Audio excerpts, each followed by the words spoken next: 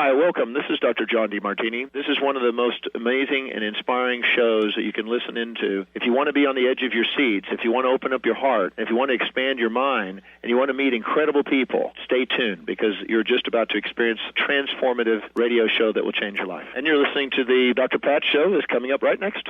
The following audio is via a Skype call. Welcome to the Dr. Pat Show. Talk radio to thrive by. Powerful, inspiring, and coming to you live, bringing you stories of people like you and me, busting through and living life full out. Get ready to dare to wonder what your life would be like if you knew you could not fail.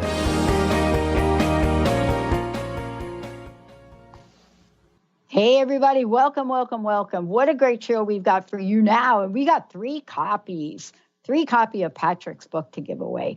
Paul Garlinger is joining me here today. And what we're talking about is we're going to be talking about time. Kind of. But really what we're talking about is how do we really, truly live in the now? And what if that could happen? Right? In a way that was so easy, so effortless. What if that was the norm? But somehow along the way, we concocted this really hard way to live.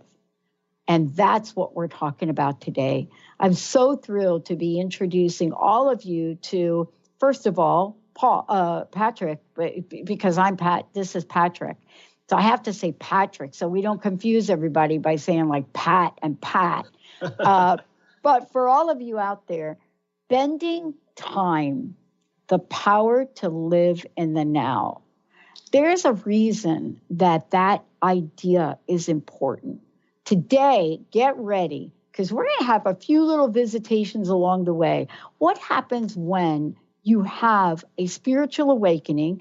What happens when all of a sudden, your life feels like, I'm not even going to say looks like, but feels like something that's both new and ancient. Bending Time is the second of 3 volumes of writing that was transmitted to Patrick March through September of 2016. Now, when I say transmitted, there's a reason I say it. Because every time I get on air, I rarely know what's going to come out of my mouth. I don't work from scripts. But one of the things I learned a long time ago is I know that something comes through me. And I'm so grateful for it. I'm so thrilled I get to do this. Same thing happened to Patrick. Somehow along the way to becoming him, he got a switch turned on. And today we've got 3 copies of his book to give away. Patrick, it's great to have you here. Welcome. Thank you so much, Pat. I'm delighted to be here. So delighted. So, you know, I know I'm probably oversimplifying by saying a switch got turned on, but I honestly think that is what happened to me. One day I was my old me, and the next day my job didn't look right. The company didn't look right. People thought that I had come down with some kind of mental shock or something went on. But I want to ask you, what was it like for you? Was it a switch or was it a dimmer? Well, that's a great question. I can tell you that for me, it was like a frying pan upside the head, actually. That's what I mean. The beginning, at least as far as the beginning of the journey, it really began when all of a sudden I was in a place of great pain and great agony, and I was very closed off to everything. And then whoosh, out of nowhere, all of these beings start showing up. All these divine mothers start showing up. These intuitives start showing up. And everything, I got cracked open, and I was very, very raw for a long time. And then I met my teacher, and my teacher introduced me to the light. That's what happened. And my first real experience was working with Mirabai Devi, whose great gift is to transmit light. And I didn't believe it. didn't believe it until I experienced it. And when I experienced it, the first word that came to mind as I felt this huge beam of light entering my third eye was, God exists. And from there, I worked with her for many years, and that's what led to the channeling, which was a culmination of a long apprenticeship with a lot of work on various levels that led to a Kundalini awakening. So when you speak of a switch, that's the experience of the switch for me, is when the Kundalini happened in very much the way the sort of the ancient texts describe it, as sort of this fiery coil, this serpent of energy at the base of my spine. And a month later, that's when the voice just showed up in my head, this incredibly strong, like divine father masculine voice that said, we're going to write, and we're going to write quickly. And that's when the switch flipped. Mm-hmm. You know, I don't think that I was exaggerating when I said, for me, somewhere along the way in 1990, it felt like a switch. I'm pretty sure it wasn't quite like that, but what it felt like was I woke up one day, and the life that I was living, the success, the rise to an executive level in corporate America, everything that I had done, my inability to have healthy relationships and treat people well, all of that sort of passed in front of me in one day, as if when I stopped for a minute, I looked at my life almost like a flashpoint, and then realized that was then, this is now. Now what? And I want to ask you about that, because sometimes I think what gets in the way of our now what next move is overthinking the now what. And I want to ask you about that, because you've had an awakening. And like me, I didn't meet my spiritual teacher till 7 years later, when I could possibly understand what the heck she was talking about. But let me ask you this. Is it different for everyone? And how does an individual know that they're being called to step in to the power to live in the now? Such a beautiful question. And the short answer is yes, it's different for everyone. And at the same time, we're all being called all the time. That's the only reason that we're here. We're all being called all the time. That doesn't mean that everyone is actually going to experience that sort of call and that awakening, although it's absolutely available to everyone. And it may not be that it happens for everyone. And that's not, and this is such a message that comes through again and again and again, is that is in no way a denigration of one's life, that your life is somehow less worthy because you haven't had the same kind of awakening or haven't had this experience or the other. But and you had the beautiful kind of switch of almost absolute clarity in the moment of just saying, this was then and this is now. And most of us, more like me, we go kicking and screaming, all this sort of resistance, like, no, I'm going to hold on. And then the now, so the next step becomes plan, because ultimately we don't trust. We don't trust what's going to show up. Yeah. Oh my God. I know. Even this weekend. I'm not kidding.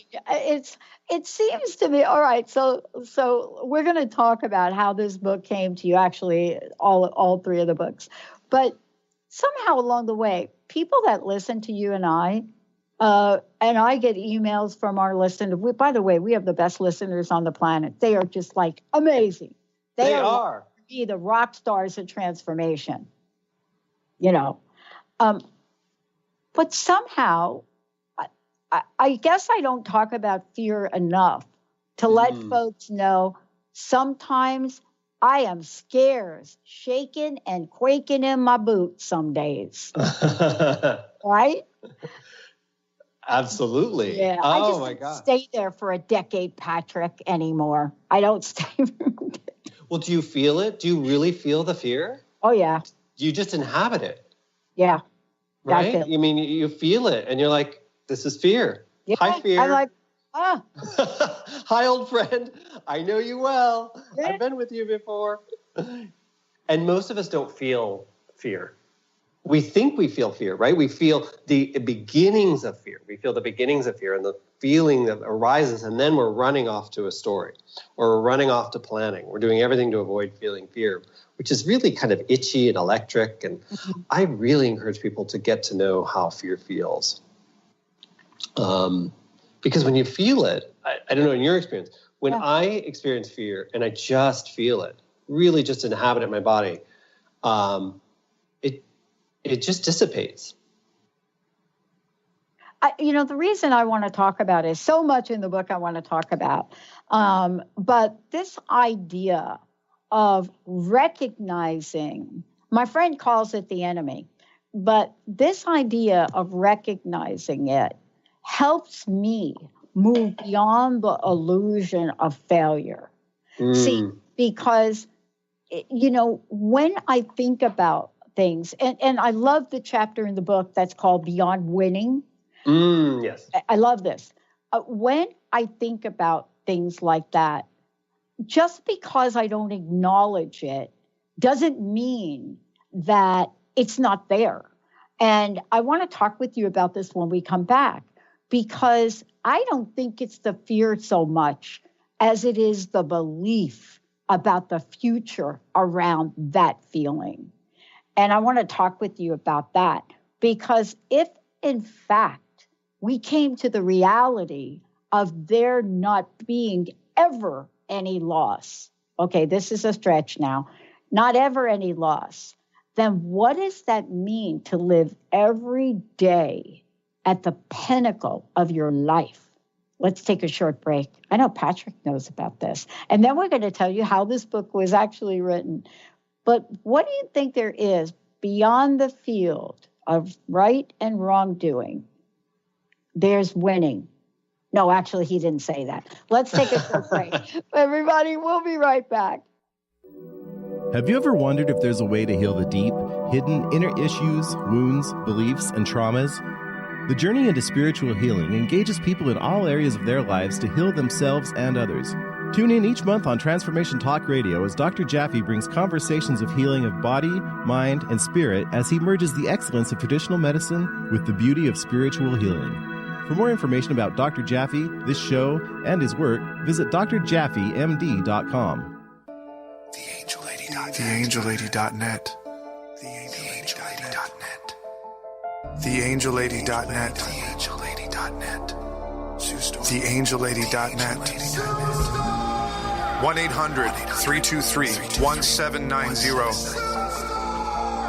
1-800-323-1790. Sue Storm. TheAngelLady.net. Are you done being afraid to jump into the life that's waiting for you?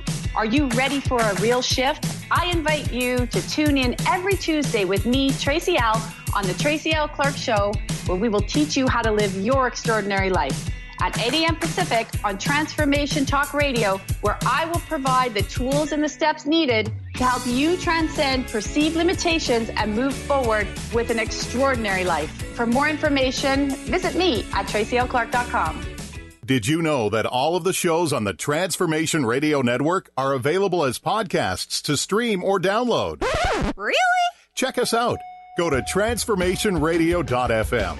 We have business shows, spiritual shows, energy healing shows, and pretty much everything in between. Something for everyone, guaranteed to inspire, educate, and transform.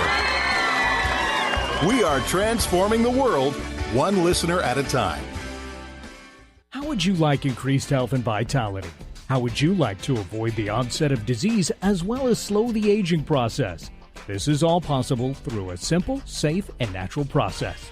Every day we are either moving toward wellness or away from wellness. Hi, I'm Mary Jane Mack. I'd like to be your partner in achieving optimal health. Contact me now at maryjanemack.com or call 425-392-0659. Visit maryjanemack.com. Hey, everybody, welcome back. I'm so thrilled, that I get to have this conversation with somebody amazing. Patrick, this book is called Bending Time. It is the power to live in the now. Before we keep going, two questions. One, how can folks find out more about you? And then how can they get a copy of this book? But also, you've written other books as well. Yes. So the easiest way to find out about me is to go ahead and go to my website, which is www.patrickpaulgarlinger.com, which is a bit of a mouthful, but that's what it is. And the easiest place to find my books is on Amazon. Awesome. Yep, that's the short answer. Okay. And for those of you out there, you can go to the Dr. Pat Show or Transformation Talk Radio and just click on Paul's picture, Patrick's picture, and there you go.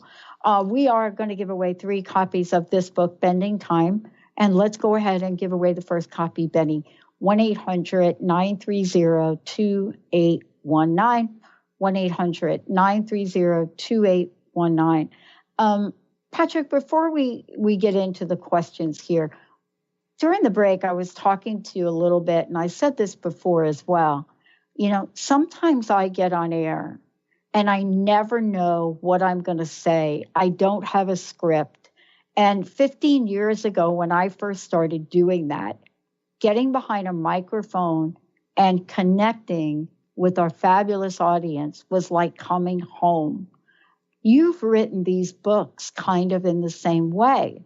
This idea of channeling and being able to be in that flow and that energy to write, that's how these have come forward for you. And I would like for you to talk a little bit about that, about what that felt like and what that was like for you to bring forth this message in this way. Thank you. It's a beautiful question because, having had the benefit of writing a previous book, I had, a sort of very sharp contrasted experiences. So, my very first book, When Thought Turns to Light, I wrote over a span of 2 to 3 years and sort of labored over it and sort of thought about it. There was a lot of editing and copy editing. These 3 books came through in the span of 2 months each. So it was a 6-month span, a little longer than that. There was a little bit of a gap between each one, but very short-lived. And even now as I speak, I'm having a hard time because the beings that come through me come through with a very particular energy, and it's a very fast energy.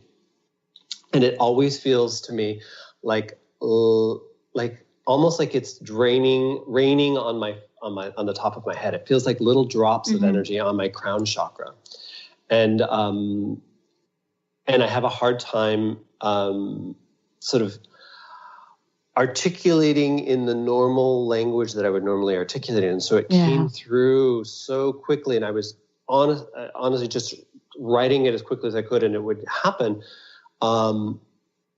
just at random moments. I would be on an airplane. I would be, at my desk. I would be, at work, whatever, and it would happen. And at a certain point, I would lose the thread because the energy was so fast and so quick. And I would kind of go into these states of bliss where I just kind of sat there for a while and pick up the stream again. And I can't remember the majority of what it is that I write. That's probably the most salient differences. I have to go back and reread. So when people say you wrote this, I'm like, yeah, not really. I just was a conduit, and I have to go back and read it and understand it myself, and really respect that there are messages there that I'm still absorbing. Absolutely. Yeah. And, the reason I bring that up is because I too get asked those questions. I get asked, hey, what did you mean when you said this? And I don't remember what I said. And it's not that I'm not paying attention, because I do pay attention. But there's some things that happen that I can't explain. For example, I was saying during the break, there are 2 parts of your book. And for those of you just tuning in, the book I'm referring to is Bending Time. Patrick Paul Garlinger is joining me here today. And this is about the power to live in the now. And I put 2 color stickies in the book. And one was on the question that is asked, are you saying that we age because we believe we do? And then the next one was on what you were writing about beyond winning. And I thought, I need to explore this a little bit with you. We're going to see who comes through to give us an answer to this, okay? And I think that 2 reasons that they're important for me. One is that I really do believe that we do age because we believe that we must age. And age in a way, if you turn on the TV, if you listen to any of that, if you hear the doctor say, you're just bruising a little bit more because blah, blah, blah, blah, blah, it goes into our consciousness. But then it really leads me to the fact that there's even a chapter in this book that has to do with winning. Right? Right. But I think this chapter has more to do with the idea that someone has to win and someone has to lose. And both of these 2 chapters are so much about belief. Just the fact that in our culture we have words that say winner and loser, right? Just that fact. And I wanted to ask you this question, right? I want to make sure I am clear on the question. Well, let me get it to you. Oh, Here okay, it is. Right from the book. There can be no true winners if you continue to live life as a competition. And I do believe that the what you wrote about aging is because we're competing with that thing which we call death. And I would love to talk about this. That is so beautiful. I'm sort of in awe momentarily. I'm momentarily in awe of you pulling together those strands, which is one of the things that I think is so remarkable is when 2 strands come together that I had not linked. And so let me see what I think the answer is. Yeah, I think from the day that we are born, we are given the idea that life is finite. Yes. And not infinite. That's right. The infinite nature of life comes into being when and only when we're introduced to what happens after life, whether that's heaven, depending upon what you believe in, right? Yes. And so I was really struck by the idea of how we so attach to the competition of things, and at the same time, here I am over the weekend watching this competitive table tennis sport. And I have to tell you, I get really scolded quite a bit when I play because I'm accused of not focusing or not being aggressive enough, not playing to the best of my ability. And life really does not have to be about winner and losers, but boy, are we making it part of our culture. Oh, absolutely. We absolutely do. And you see people do this in every aspect of life. You're always sort of evaluating yourself and comparing yourself and competing in winners and losers. And then we have games and we have sports and we do this. And what I love about your question is this notion of competing with death. Yeah. The way, and we seem to sort of want to compete with death. We have in our language, we try to cheat death. We try to escape death. And it is absolutely guaranteed to us. And it's guaranteed, but not as a loss. And I think that's the important thing is it's not as a loss. Death isn't something to be afraid of. It's not a loss. And there is a belief that our bodies will die and that we have a belief that we decay and whatnot, and that certainly has enormous effects on how our bodies physically manifest in this realm. And so I do believe that, our beliefs have everything to do with how long our lives can be. And at the same time, there is a sense of finitude that is necessary in part because that finitude is what, and this is what a message that comes through in the book, that finitude is what gives us, in some sense, the urgency to awaken. It becomes the ground out of which we sort of realize, we believe that we will expire, then we realize that time is something that is, time in this particular body, in this particular moment, in this manifestation is something that is finite, then we behave differently. If we thought we had immortality in this particular body, we would not necessarily do all the things that we need to do to awaken and recognize our actual state of divinity.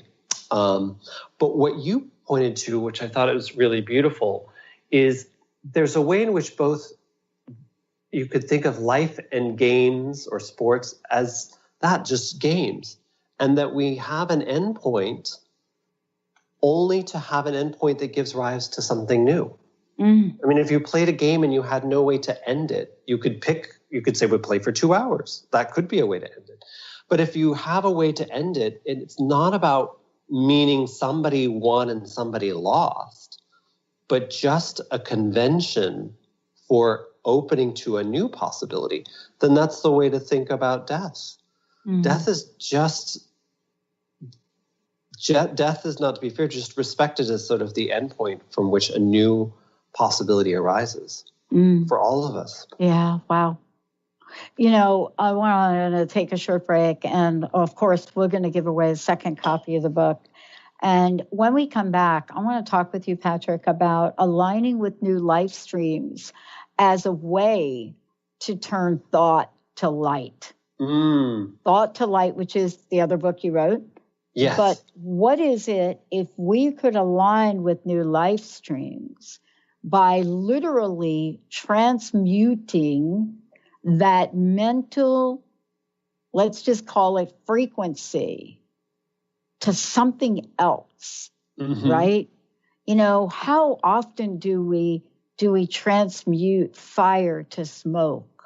Could it be that easy? Let's take a short break. And by the way, yes, another copy of the book, 1-800-930-2819, Aligning with New Life Streams. Yeah. Thought to light. How quickly? Actually immeasurable. Faster than you can actually measure it. What if that was the reality? Stay tuned. We'll be right back with Patrick. Hi, I'm Barbara Scheidegger, clinical hypnotherapist and founder of Swiss Hypnotherapy. And this is a tip with purpose. Being wrong or making mistakes is human. What have you learned from it? Start laughing about the silly things you did. Yeah, laugh about it. Being happy is more important than being always right. Start listening to your feedback. Be willing to redefine yourself every day. Communication with yourself and others who already are successful in their lives. Stay balanced. And when you fall off the wagon, don't dwell on it. Just hop back on. Forgive yourself. Admit what you did. Move on and smile. I hope this tip helps you. You can reach me at 323-999-4775 or at my website at swisshypnotherapy.com. Are you looking for the perfect setting for your next workshop or retreat? At Spirit Fire Meditative Retreat Center, cultivating consciousness is what we do best. Our guests count on us to create an atmosphere that supports serenity and well-being. We lead from the heart and create space for the mind. Freshly prepared meals designed with local and organic ingredients, 95 acres of beautiful woods and pastures, and a facility built with green in mind. This is what you'll find at Spirit Fire. For more information, visit spiritfireretreatcenter.com. Tune in to The Jen Royster Show, intuitive guidance to inspire your life, each Thursday at 8 a.m. Pacific and 11 a.m. Eastern on TransformationTalkRadio.com. This amazing show is an inspirational hour that will take you on an epic metaphysical journey to discover the spiritual approach to life's greatest challenges. Dr. Jen is an internationally known intuitive counselor, spiritual teacher, and energy healer. Call in for intuitive readings and visit jenroyster.com for more information. Could you swim with sharks? Is fear holding you back from living your life? The time is now to jump in and be courageous. Shelley Ryan has created a retreat to help you move past your fears with confidence. Join her June 30th through July 7th in Mexico. Have some fun, relax. Plus, you'll have the opportunity to be courageous with a whale and shark adventure. For more information, visit yournextchaptercoaching.com. The Truth is Funny. Shift Happens with Colette Marie Steffen is excited to welcome Karen Benton as a monthly guest host. Tune in on the third Wednesday of each month at 8 a.m. Pacific Time to regain confidence and trust in your capacity to create change in your life, your health, your family, and your well-being. Karen Benton is a mother, nurse practitioner, certified body talk practitioner, Franklin Method instructor, and owner of Limitless Living LLC. For more information about Karen, visit KarenBenton.com. That's what I like. Let's give away some books. That's what I like. Patrick, thank you so much for your generous offering for our listeners. We've been doing this for 15 years. The first time I ever did a show, we did a pay it forward gift. And every show pretty much thereafter, that's what we do. So we have 3 copies of the book to give away. I think let's make sure we give one more away. 1-800-930-2819. The book is Bending Time, The Power to Live in the Now. And I love the way this book is written because what it does is it literally taps into the questions that we have every day. It really does. It taps into those questions. And as we look at our lives, you know, one of the things that I've been fascinated by is how some days I get to manifest things just like breathing and other days not. Patrick, before we jump ahead, please give out your website again and let folks know how they can find out more about you. But I did also mention your other book, When Thought Turns to Light. So how can folks find out all about those? Oh, thank you so much, Pat. The website is www.patrickpaulgarlinger.com. And all my books are available on Amazon. Awesome. I love it. So before we went to break, I was fascinated by reading about aligning with new life streams. But then sort of out of the side of my eye, I happened to be looking at, you know, one of your previously published books about thought turning to light.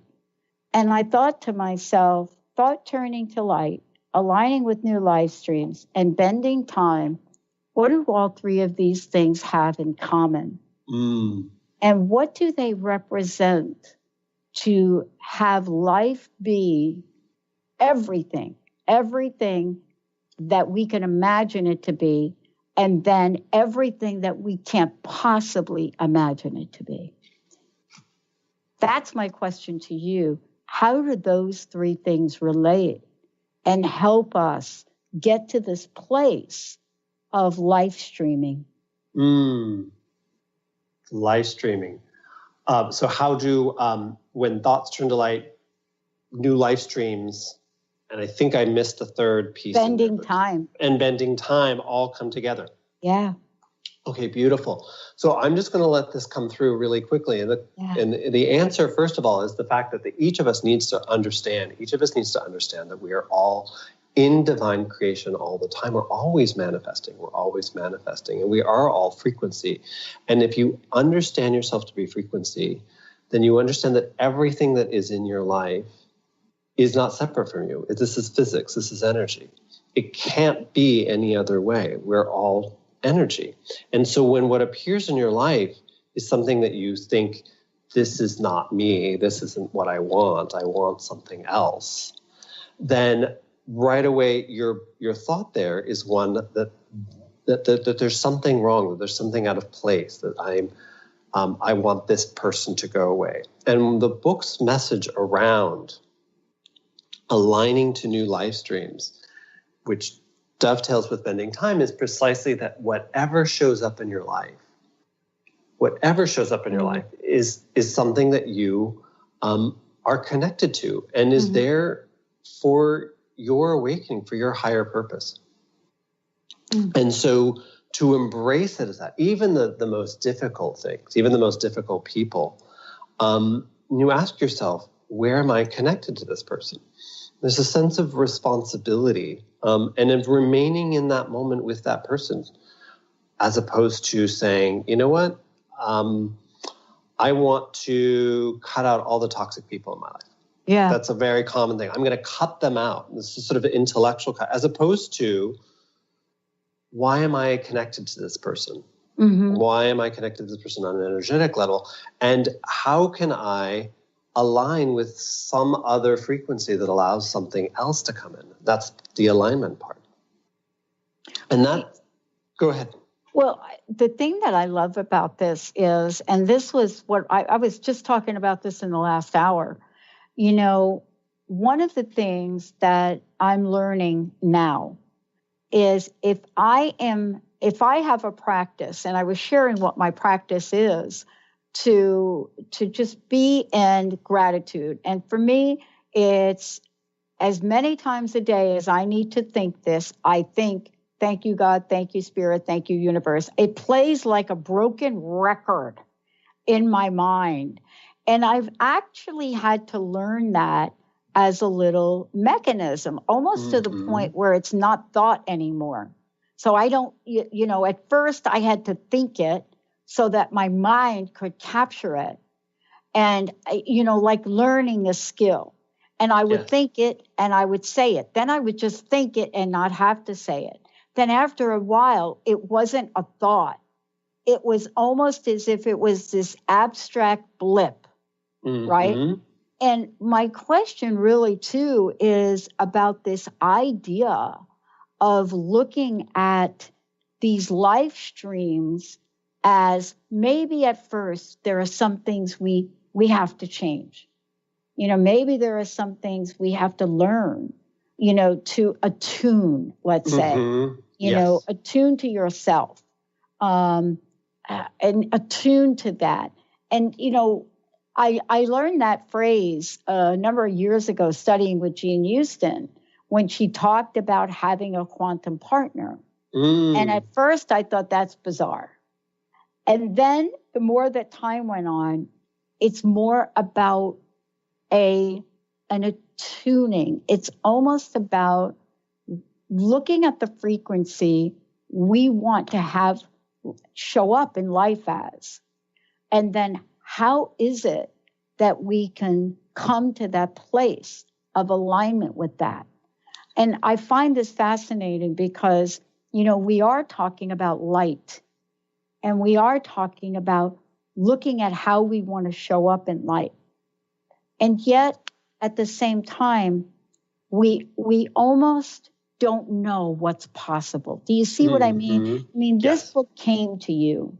So you were given the possibilities of this. Yes. Right? So absolutely. Very quickly want to say your first comment about having this kind of thought process where you went through gratitude and you were thankful and you recited it and you spoke it and it sort of became something that was kind of almost embedded within you is exactly right, because language is energy. It is our primary means of actually generating energy is with the words that we use, which is why we need to be so careful with them. And you repeating them, this is the power of prayer and this is the power of mantra, is every time you repeat that, that energy actually builds. It actually takes on its own consciousness. That's the thing about all energy is consciousness and all consciousness is energy. And so you've created your own, you've created consciousness around gratitude and acceptance. And so that is infused within you. And so then you're at that vibrational frequency that everything's going to show up in relationship to gratitude and to acceptance. And so that's what's so beautiful is that becomes the basis for your manifestation. By repeating that over and over and over, you've created that energy. And that's where an attunement process has happened for you. And then, as you say, how do we let go and allow what's unknown come in? And this is such an important piece, which is that, and it goes back to an early question you had, which was about fear and the belief in fear. Yeah. Because ultimately, when most of us start trying to manifest, we really are still trying to take the reins. We're wanting to control. Yeah. And it's okay to have ideas and sort of say, you know, I want this because I'm worthy of it, or I have this idea for creation. Let me create this. And that's beautiful. It's not that you have to dispense with any idea of a vision or a plan, but you have to hold it really gently. And you have to trust that maybe there's a bigger plan for you. That most of our imagination for ourselves is a lot smaller than what is possible. 99.9% of the time for me in my life, that's exactly been true. Yeah, exactly.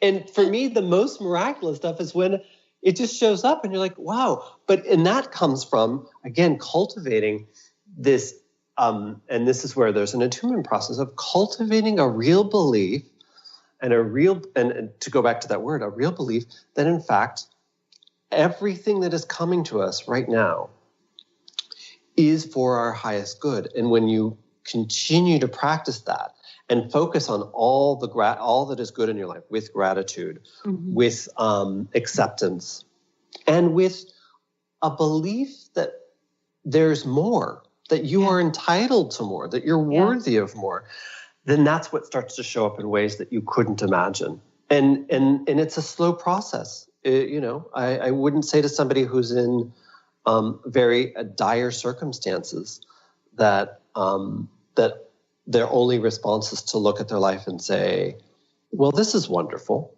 There may be circumstances in which you do need to take a certain amount of, shall we say, corrective action. But for most of us, where we are right now, I'm assuming most of the listeners are in a space where we're working with circumstances where we feel like, oh, I'm not quite in the right place, or something needs to change. We're not dealing with where we're dealing with our most basic necessities, or our lives are in danger. Exactly.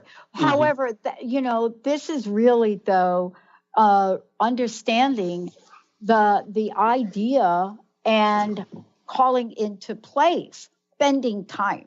So let's talk about that for a minute. Bending time. And I love the phrase. Because I know that I've had experiences, and I've shared this, where time stands still. I don't know how to talk about it in another way. And the reason I know time has stood still is because I don't remember. I don't remember it. I don't remember it. I don't have the right phrase. We don't have the right language to explain what we're talking about. But bending time comes about as close as I've seen it. And I want to ask you this question, and what was given to you in the messaging. Obviously, the messages that were given to you that you brought forth in this book are important and critical for the time we live in. The notion of living in a time where so much is moving so quickly, and yet I believe the pace by which we're living is a nanosecond compared to what it will be like 3 years and 5 years from now. And here's my question. The power to live in the now. Most of the time, we want to know the end game. If I do this, what will be different? What will be the benefit? And I wanted you to talk about this from the perspective of what was given to you in the book, and maybe the idea of bending time and space. The part that was written in the book about this is most important, because the idea of bending time and space really talks to the unlimited world of possibilities. And what I mean by that is, what if there was no sickness? What if there was no lack? What if everybody, had a desire and it manifested in a negative 10 seconds? Do you see what I mean about this? And I'd love for you to talk about the real and true message of this book, Bending Time. Thank you. Such a great question. And I really love how you set that up. The first piece that's really important to understand is that bending time is something that we actually all do all the time. We can't not bend time. And as you said, you've had experiences where you've perceived time to be at a standstill. Mm-hmm. And at the same time, you'll notice that our language is almost impossible to escape from time. At the same time, we're always worried about the end game. We're looking to the future. And the primary message was that we ourselves are so powerful because time is an aspect of our capacity as divine creators, that at every moment we perceive whatever is right in front of us through the past. So we're always replicating the past in the present moment. And ironically, then we don't allow for something else to arrive in the future, in the present, something unknown. It is our great fear of the unknown. And this goes back to our fundamental belief that we are in fact separate from everything that is, and that we, as a result of that, our minds are structured in a way that we are constantly positioning ourselves in time and space as a means to identify that we exist. I exist right now in this second, and I'm separate from you. Mm-hmm. And now I want to guarantee that I exist in the next second and the next second. That's the end game, right? We're looking at a linear progression of time, and we see ourselves in a linear progression of time. And what happens in a belief of separation, here's the real rub. If I'm separate from the world, I can be removed from the world, and the world will continue without me. Mm. That's the fundamental belief of separation. I exist separately from you, therefore I am. But because I exist separately from you, you can continue to exist without me. So that's where a sort of great fear of non-existence comes into place. And so we're constantly looking ahead to guarantee our existence. That's where the sort of belief in, what will happen, the fear that you described earlier, that it's really the belief around fear that comes in, and that all of our actions then, when we meet people in the present moment, we're actually looking at them through concepts, experiences, memories of prior encounters in a way to guarantee that we understand and know what is around us, to guarantee our survival. Mm-hmm. Something you said is important, and I want to make sure that we talk about it for a minute. We're on a never-ending journey to validate ourselves to the subcultures of our society wherever we live. Mm-hmm. And the dividing factor, I believe, it seems, as to how much we do that is in direct proportionate to what we believe from a spiritual perspective. And that was a mouth-through to say that in this world, what does it feel like to be perfectly aligned and not to ignore the very existence of others, but to not see the very existence of others as others? Do you see what I mean? Absolutely. So beautiful. And if you can see the very existence of others as just one of every other, as just one more permutation of the possibility of human expression, of life taking its expression, then you look at it in kind of an awe. I'm actually often walking around, I'm in awe of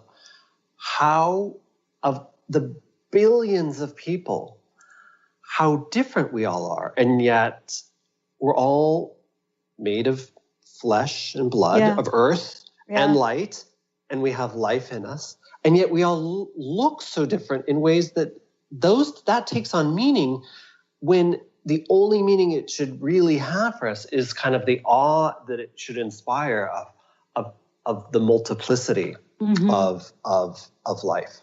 Mm-hmm. Life comes with 150,000 shades of emotions, of feelings, of desires.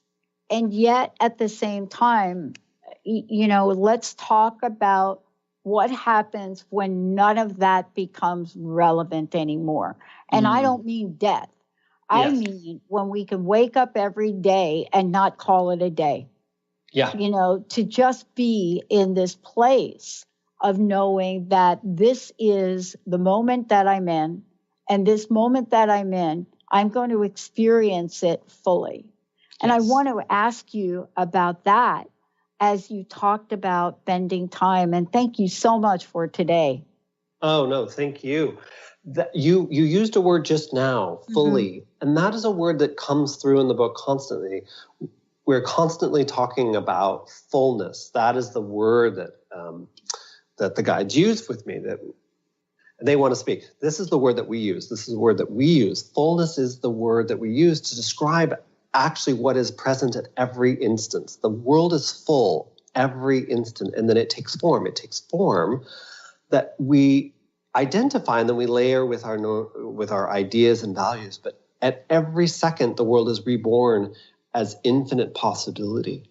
And when you are, when you believe that, to go back to your word, believe that, then it feels full. And it's not that you don't plan, it's that life does show up for you in a different way, and you feel carried because you feel the fullness around you of all possibilities. And so what shows up is not a belief that at the next moment something terrible is going to happen. You truly feel that the world is cradling you because you feel the fullness of each second of all the possibilities. And bending time when it comes to the future is really about bending into that time by trusting that you are loved and taken care of, that you are not separate from all that is, and that you allow life to show up for you. Let it carry you and take care of you. It's our inability to really accept the unknown and to be carried that creates our limitations. Well, I mean, thank you. First of all, thank you for spending a full hour with us today. Really, really appreciate that, Patrick. And, there's so much in the book. I mean, I really love what you've been able to say in here. And, there's so much more. I hope you'll come back. There's so much more to talk about, including the conversation on Christ consciousness. I want to thank you so much. And I have one last question for you. Again, your website, and then what would you like to leave us with? What's your personal message? And thank you again. Oh, no, thank you. It's been an absolute pleasure. And I feel like there's so much more to discuss. I'll be happy to come back. The website is www.patrickpaulgarlinger.com. And the message that that I want you to take away with, which is really just how truly and profoundly loved we all are. I mean, we really, and it's something that we feel. And there's a piece in the book that I want to share at the very end of the book that the guides, the light beings gave me, which is a phrase for people to realize that I am the light in form reborn. I am the light in form reborn. That's something to say to yourself as a reminder that you really are light in form in a human body reborn. That is a great way to really end our show today. Patrick, thank you so very much for all that you do, and thank you for your generosity today. Thank you, Pat. It has been an absolute pleasure, and I wish many blessings to you and everyone who's taken time to listen to. The preceding audio was via a Skype call.